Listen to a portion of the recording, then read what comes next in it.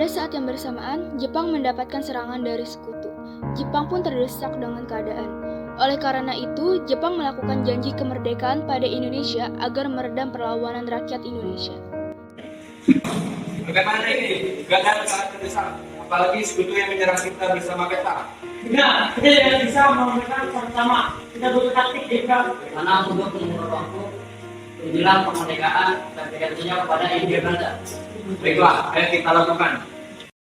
Pada keadaan seperti ini, Perdana Menteri Jenderal Kuniako Koiso mengeluarkan janji kemerdekaan pada bangsa Indonesia pada 9 September 1944 guna menarik simpati bangsa Indonesia. Di hadapan Insinyur Soekarno dan militer Jepang, Perdana Menteri Koiso mewakilkan pernyataan kemerdekaan untuk Indonesia kepada Tenno Haika. Saya Perdana Jepang menyatakan Perdana Menteri Koiso berterima kasih atas kebijaksanaan dan ketulusan dari pegawai pemerintahan bersama dengan tentara yang telah mati-matian memenuhi kewajiban dan orang-orang yang selama menunggu kemerdekaan. Untuk itu saya mewakili Perdana Menteri Koiso menenangkan pembentukan BPUPKI yang akan berguna bagi Indonesia dalam mempersiapkan kemerdekaan. Paduka yang mulia Tenno Haika, terima kasih terharu kami menerima berita dari kerajaan Nippon yang memperkenankan kemerdekaan bangsa Indonesia pada hari ini. Hati dan jiwa mengucapkan terima kasih kepada Paduka yang mulia Tenno Haika. Saya atas nama bangsa Indonesia meminta kepada yang mulia Tenno Haika untuk mempersembahkan rasa terima kasih kami. Akhirnya, pada 1 Maret 1945, Jepang meresmikan pembukaan BPUPKI yang dipimpin oleh Regimen Leningrad dan dianggotkan oleh 60 orang.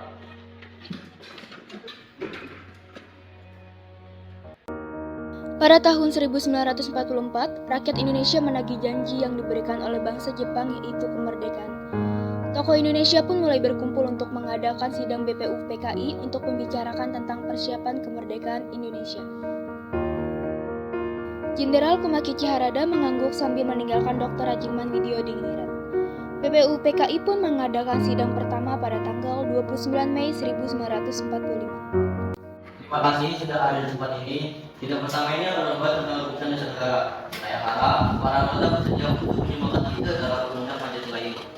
Pak, menurut saya dasar negara ini harus berdasarkan kepada kebangsaan, dari ketuhanan, dari kerakyatan, dari kemanusiaan, dan juga kesejahteraan rakyat. Maka saya semua mengatakan ini karena itu fondasi dari dasar negara.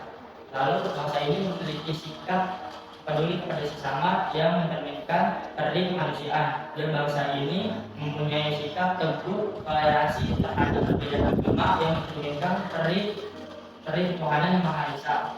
Demikian paparan dari saya, mohon dipertimbangkan semua. Menurut saya, 5 dasar negara meliputi paham negara kesatuan, perhubungan negara dan agama, sistem permusyawaratan, sosialisasi negara, dan perhubungan antar bangsa. Tanggal 1 Juni 1945, Insinyur Soekarno mengusulkan rumusannya tentang dasar negara. Setelah saya pikirkan semalaman, saya mengusulkan nama dari dasar-dasar negara kita yang sudah kita rumuskan adalah Pancasila. Benar, kata Mr. Muhammad Yamin, bahwa fondasi dari negara kita adalah kebangsaan. Maka dari itu, sila pertama sebaiknya berbunyi kebangsaan negara. Dan negara kita juga demokrasi. Maka sebaiknya sila ketiga berisi tentang demokrasi atau mufakat. Negara kita juga sering dipandu oleh agamanya. Maka sila kelima berisi tentang ketuhanan dan kebudayaan. Dengan juga, Pak Yusuf Soekarno, saya berterima kasih kepada para anggota yang telah menyumbangkan idenya. Akan tetapi, mengenai pelaksanaan rumusan dasar negara ini secara resmi akan dibahas kembali oleh Panitia 11. Untuk itu, saya menunjuk kepada Bapak Yusuf Soekarno sebagai pimpinan Panitia 11. Saya mohon hasil rumusan yang menggambarkan maksud dan tujuan pembentukan negara Indonesia Merdeka.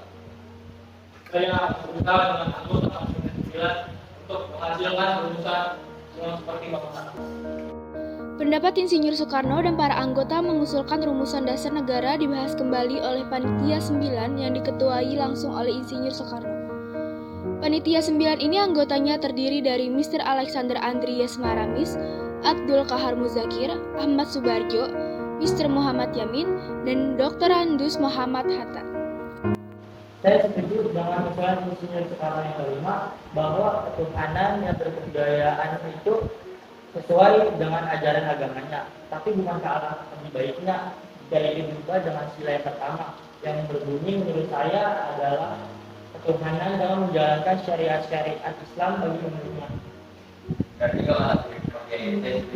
Pendapat Kiai Haji Wahid Hasyim disetujui oleh semua anggota. Begitu pula dengan Insinyur Soekarno.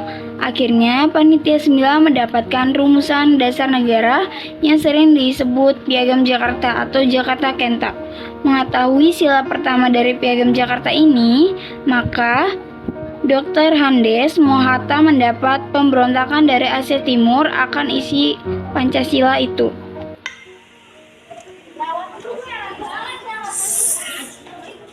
Pak, saya tidak setuju dengan sila pertama Pancasila yang berbunyi ketuhanan dan kewajiban menjalankan syariat Islam. Iya benar Pak, saya tidak setuju dengan sila itu. Pak, kami minta diubah Pancasila pada sila pertama karena agama di Indonesia tidak hanya Islam. Apabila sila ini digunakan, maka ini akan membeda-bedakan agama. Pak, saya tahu bahwa Bapak adalah seorang Muslim, tapi bersifatlah toleransi terhadap kami yang bukan bagian dari Muslim. Tolong Pak, kami mohon. Pak, jika Anda masih mempertahankan sila pertama, saya akan memisahkan diri dari Indonesia ini. Saya rakyat dari Asia Timur ingin mendirikan negara sendiri. Ya, saya akan berusaha mengerjakan apa yang telah kalian lakukan. Tolong jangan lakukan tindakan seperti itu. Saya akan melakukan usaha yang sebaik-baiknya agar masalah ini dapat diselesaikan. Dr. Handes Mohatta pun menemui 4 pemuka agama Islam untuk mencari jalan keluar dari permasalahan ini, dan mereka pun mendapatkan hasil, yaitu sila pertama Pancasila diubah menjadi ketuhanan yang Maha Esa. Piagam Jakarta sebelum disahkan terlebih dahulu dimusyawarahkan kembali dalam sidang kedua BPU PKI, tepatnya tanggal 10 sampai 16 Juli 1945. Saya datang ke sini untuk menyampaikan tentang perubahan sila pertama Pancasila. Sebaiknya sila pertama Pancasila diubah karena saya menerima kabar dari tokoh-tokoh Muslim di Indonesia bagian timur berkeberatan terhadap tujuh kata yaitu dengan menjalankan kewajiban syariat Islam bagi pemeluknya.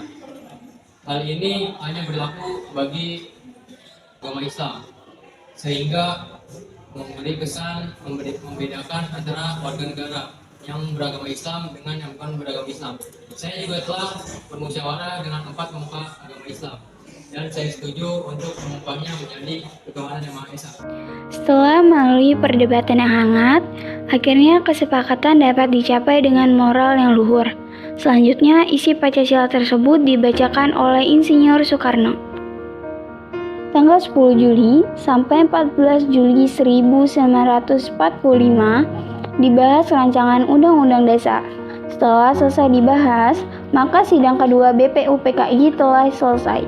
Tanggal 6 Agustus 1945, Sekutu menjatuhkan bom atom di Hiroshima. Korban berjatuhan di mana-mana.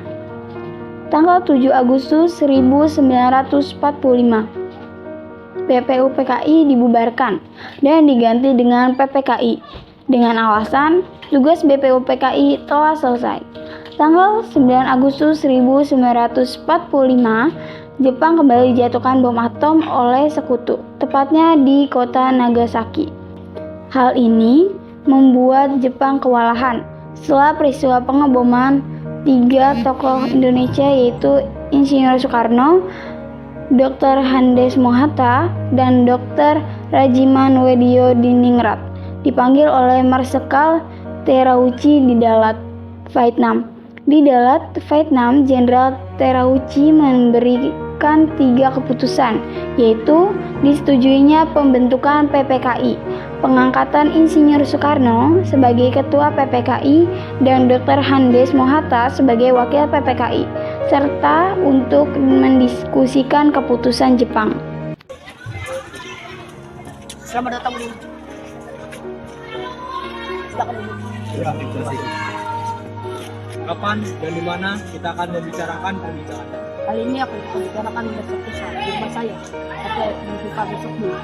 Pagi hari, setelah menginap di hotel, Soekarno DKK bertemu Terauchi dan melakukan perbincangan.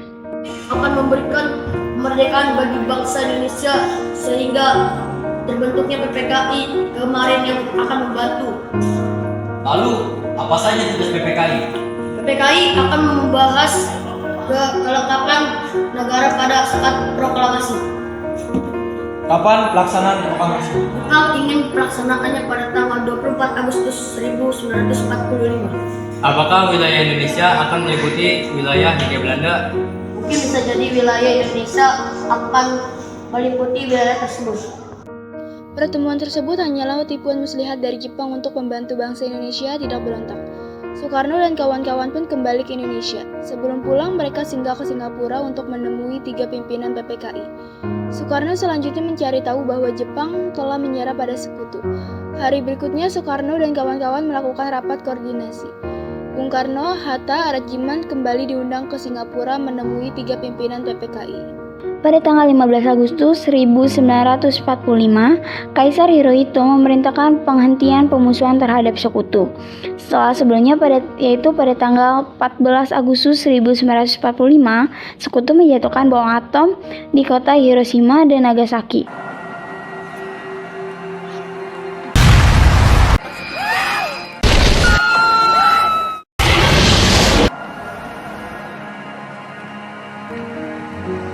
Berita tentang genjatan senjata yang dilakukan oleh Jepang ini disiarkan di radio Jepang dari Tokyo. Ternyata siaran tersebut tertangkap di Indonesia dan Sultan Syahrir mendengarkannya.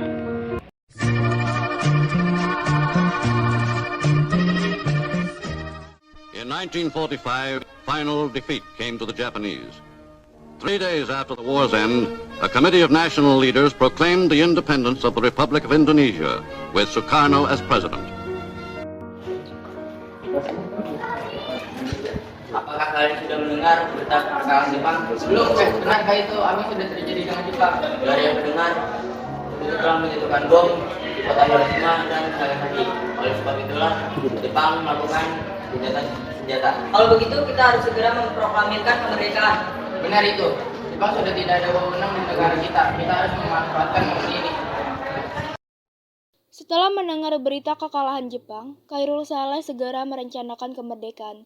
Pertemuan ini dilangsungkan di Jalan Pegangsaan Timur nomor 17 Jakarta pukul 20.00 WIB. Pak, apakah kalian sudah mendengar berita tentang Jepang? Belum kawan, dari mana kau tahu berita tentang itu? Barusan saya dan Sukarni berkumpul dengan Syarif. Dia mendengar siaran radio tentang senjata senjata itu. Berarti negara kita dalam kondisi populer. Benar, demikian saya mengumpulkan kalian semua di sini untuk membicarakan masalah itu. Kita harus memanfaatkan situasi ini untuk memproklamirkan kemerdekaan. Berat hati mendengar keputusan tersebut, para pemuda pun meninggalkan kediaman Soekarno. Tetapi mereka tidak putus asa. Mereka pun menyusun strategi bagaimana membujuk Soekarno dan Hatta untuk memproklamasikan kemerdekaan sesegera mungkin. Akhirnya mereka memutuskan untuk mengasingkan kedua tokoh itu ke Rengas Dengklok agar terhindar dari desakan pemuka dan pengaruh Jepang di Jakarta. Tanggal 16 Agustus 1945, pukul 4 waktu Indonesia Barat, kediaman Soekarno. Assalamualaikum.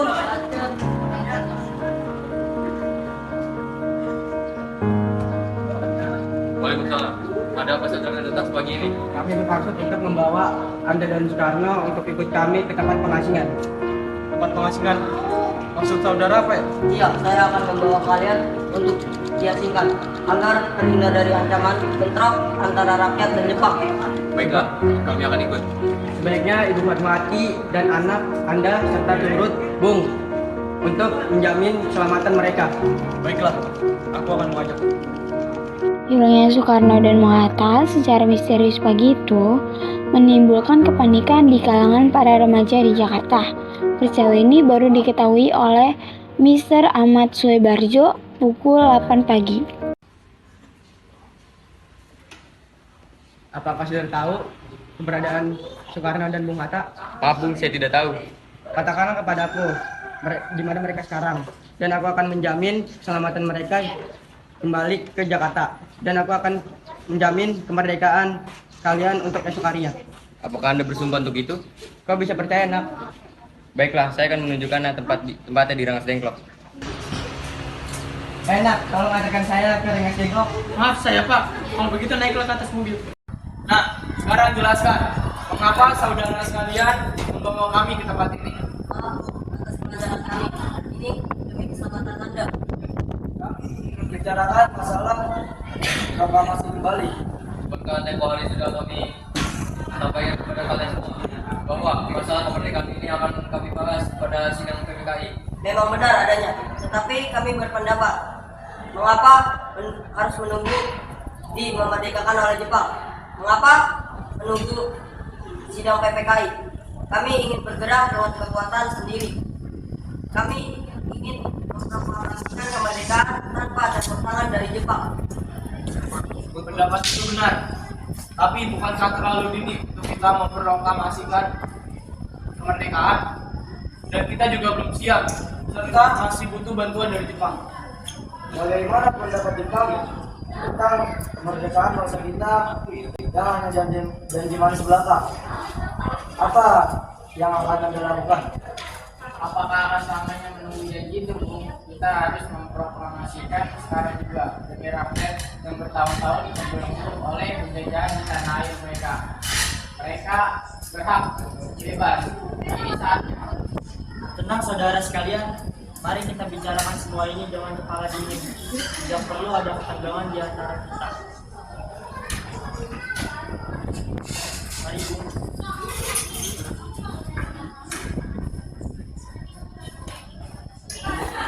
Bung, tentang permasalahan kita berdua tentang proklamasi ini kita belum memikirkannya dengan pertimbangan yang matang. Tetapi saya yakin jika kita dapat bangkit dari keterpurukan ini dan mencari solusi ini. Tetapi solusi juga dan kesempatan tidak datang dua kali. Mari kita manfaatkan kesempatan itu. Tetapi, apakah kita bisa? Akankah ini semua mungkin dilakukan? Tentu bisa, Bung. Para pemuda-pemudi di Jakarta sedang menyusun strategi untuk menahan para sekutu-sekutu yang ada di Jepang itu yang jika datang di Jakarta. Baik, saya setuju. Saya akan memproklamasikan kemerdekaan tanpa ada campur tangan dari Jepang. Rumusan teks proklamasi dilakukan di Rumah Makan Maeda. 3 eksponen pemuda, yaitu Soekarni dan BM Dia, menyaksikan Soekarno, Bung Hatta, dan Mr. Ahmad Suebarjo membahas perumusan naskah proklamasi. Acara perumusan naskah proklamasi berjalan lancar. Tidak ditemukan kesulitan untuk menemukan rumusan yang tepat. Sebagai hasil pembicaraan mereka bertiga, diperoleh rumusan yang ditulis tangan oleh Soekarno.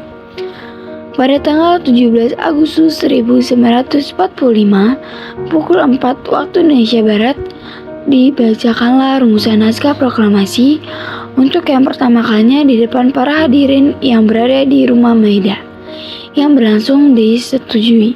Namun kemudian timbullah persoalan tentang siapa saja yang akan mendatangi naskah proklamasi. Menurut saya, sebaiknya naskah ini jangan ditandatangani oleh anggota PPKI. Emang kenapa? Siapa yang harus akan menandatanganinya? PPKI kan bentukan lembaga Jepang.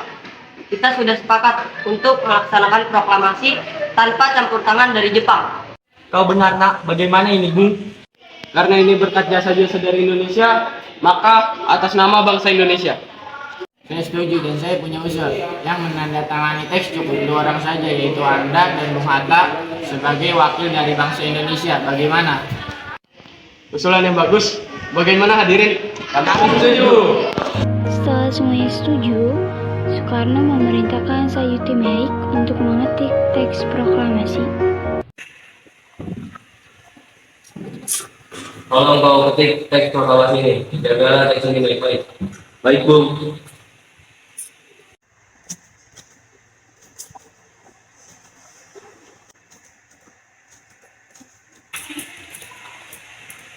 Sayyidu Melik pun mengetik teks tersebut. Semua persiapan proklamasi rampung pada pukul 4.30 waktu Indonesia Barat. Lalu, semua hadirin pun pulang ke rumah masing-masing dengan perasaan gembira. Kemudian, para pemuda mengirimkan kurir-kurir untuk menyampaikan bahwa saat proklamasi telah tiba. Mereka juga mengatur pelaksanaan penyiaran berita proklamasi kemerdekaan, menyebarkan beberapa pamflet ke penjuru Jakarta dan sekitarnya. Pengeras suara diusahakan adanya. Semua dilakukan agar rakyat dapat turut menyaksikan momen paling berharga untuk bangsa Indonesia. Pada saat yang sama, Soekarno dan Ibu Fatmawati sampai di kediaman mereka dan berbincang sejenak. Alhamdulillah, akhirnya semua berjalan dengan lancar. Terima kasih Ibu sudah menemani saya di saat-saat yang cukup menguras pikiran ini. Iya, terima kasih pada Gusti Allah yang telah memberikan jalan pada bangsa kita untuk memproklamasikan kemerdekaan. Oh ya Pak, apakah kalian sudah merencanakan proklamasi besok akan berlangsung? Sudah, upacara akan dilaksanakan esok hari dan diiringi oleh lagu Indonesia Raya ciptaan Bung Supratman. Tapi Ibu tidak punya kain Pak, lantas bagaimana? Tentu saja, buatlah bendera dengan sederhana. Yang penting kita sudah berusaha untuk menyediakannya. Ya sudah, sebaiknya Bapak bersiap sana untuk menyusun pidato yang besok akan Bapak bacakan. Hari Jumat, pada tanggal 17 Agustus 1945, pukul 10 waktu Indonesia Barat, di Jalan Penggangsaan Timur nomor 56 dilaksanakan proklamasi kemerdekaan Indonesia. Saat sebelum upacara dimulai,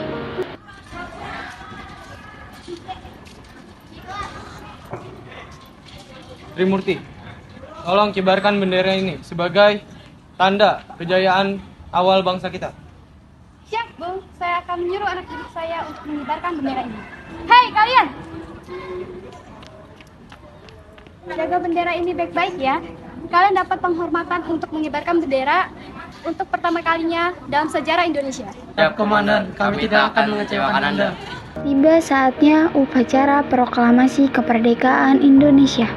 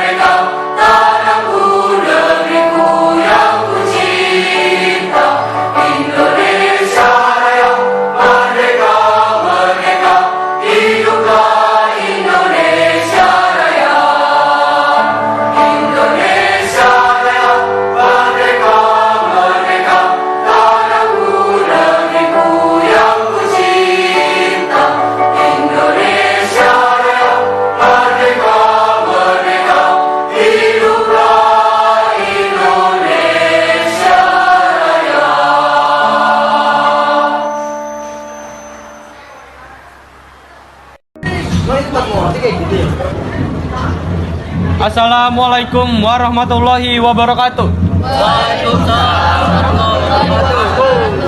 Saudara-saudara sekalian, saya telah meminta saudara hadir di sini. untuk menyaksikan peristiwa maha penting dalam sejarah bangsa kita. Berpuluh-puluh tahun kita bangsa Indonesia telah berjuang untuk merdeka. Bahkan telah beratus-ratus tahun lamanya gelombang aksi kita tidak putus dalam berjuang untuk kemerdekaan negeri ini. Kita jatuh bangun menyusun kekuatan untuk menggapai cita-cita Indonesia bebas dari penjajah bangsa lain. Semalam kami para pemuka-pemuka rakyat Indonesia dari berbagai penjuru bangsa untuk bermusyawarah, dan permusyawaratan itu seiap kata berkata, inilah saatnya bagi kita untuk mengobarkan api revolusi kemerdekaan Indonesia. Saudara sekalian, dengan ini kami menyatakan kebulatan tekad itu. Dengarkan proklamasi ini. Proklamasi. Kami, bangsa Indonesia, dengan ini menyatakan kemerdekaan bangsa Indonesia. Hal-hal yang mengenai pemindahan kekuasaan dan lain-lain diselenggarakan dengan cara seksama dan dalam tempo yang sesingkat-singkatnya. Jakarta, hari 17 bulan 8 tahun 45, atas nama bangsa Indonesia, Soekarno-Hatta. Pada tanggal 17 Agustus 1945, telah dicetuskan sebagai kemerdekaan Indonesia. Akan tetapi, para sekutu tidak setuju menerima kemerdekaan Indonesia. Jauh dari ibu kota Batavia, terjadi sebuah perlawanan kecil yang dilakukan rakyat Surabaya, dikenal pertempuran 10 November. Mengorbankan seluruh jiwa raga mereka demi tanah air tercinta. Walaupun hanya menggunakan senjata sederhana di tangan mereka, untuk lebih jelasnya mari kita ikuti cerita berikut ini. Jamune mbak, jamu pegelinune mbak. Ya mbak.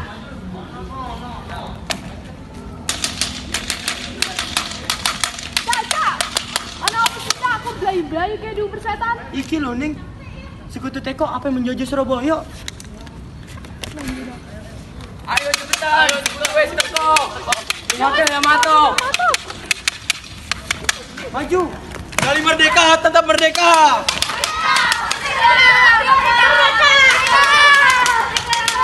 Seluruh rakyat Surabaya bersama-sama saling bahu-membahu dalam menghadapi penjajah.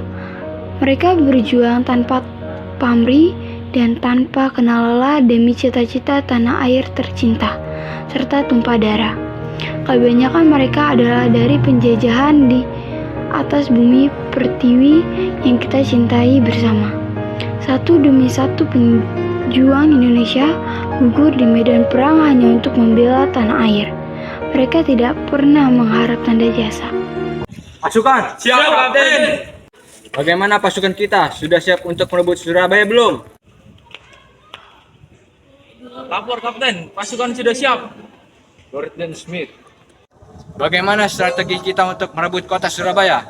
Pasukan sudah siap, tinggal menunggu perintah. Kapten Donald. Siap Kapten. Sekarang kita sudah siap untuk menghadapi pribumi. Suara lantunan peluru-peluru dan bom sekutu menghiasi kota Surabaya. Asap bom menyebar kemana-mana. Pejuang Surabaya terus maju tak gentar dengan para penjajah.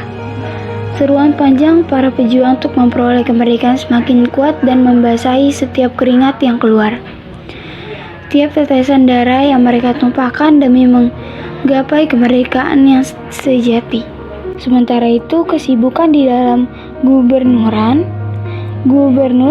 lagi sibuk memikirkan serangan agresif sekutu. Bersamaan dengan itu, datanglah utusan dari sekutu yang mau menawarkan kesepakatan damai. Untuk tahu kelanjutannya, mari kita ikuti ceritanya.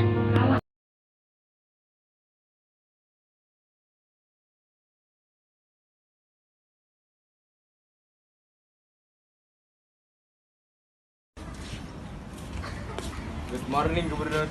Morning. What happened? Maaf sebelumnya, Tuan Gubernur.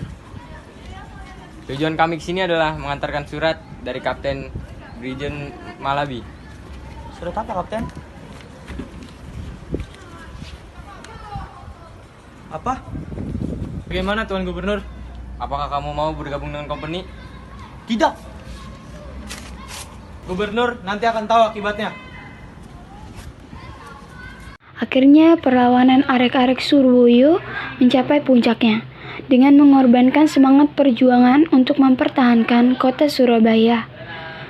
Di sisi lain, suara lantang semangat kemerdekaan sedang bergemuruh di setiap pojok-pojok kota Surabaya. Merdeka, merdeka, siapkan pengobar semangat itu. Bismillahirrahmanirrahim. Merdeka! Merdeka! Saudaraku di Indonesia, bersiaplah. Kota Surabaya akan menghadapi keadaan yang genting. Jangan ingat perkataan saya, jangan menembak sebelum kita ditembak. Bila mana kita ditembak, barulah kita menyerang. Percayalah, kita berada di pihak yang benar. Pasti Allah Subhanahu wa Ta'ala akan melindungi kita semua. Takbir! Allahu Akbar! Merdeka! Merdeka! Merdeka! Bismillahirrahmanirrahim. Merdeka! Saudara-saudara, rakyat jelata di seluruh Indonesia, terutama saudara-saudara penduduk kota Surabaya, kita semuanya telah mengetahui bahwa hari ini tentara Inggris telah menyebarkan pamflet-pamflet yang memberikan suatu ancaman kepada kita semua. Kita diwajibkan untuk dalam waktu yang mereka tentukan menyerahkan senjata-senjata yang telah kita rebut dari tangannya tentara Jepang. Mereka telah minta supaya kita datang pada mereka itu dengan mengangkat tangan. Mereka telah minta supaya kita semua datang pada mereka itu dengan membawa bendera putih, tanda bahwa kita menyerah kepada mereka. Saudara-saudara, di dalam pertempuran-pertempuran yang lampau, kita sekalian telah menunjukkan bahwa rakyat Indonesia di Surabaya, pemuda-pemuda yang berasal dari Maluku, pemuda-pemuda yang berasal dari Sulawesi, pemuda-pemuda yang berasal dari Pulau Bali, pemuda-pemuda yang berasal dari Kalimantan, pemuda-pemuda dari seluruh Sumatera, pemuda Aceh, pemuda Tapanuli, dan seluruh pemuda Indonesia yang ada di Surabaya ini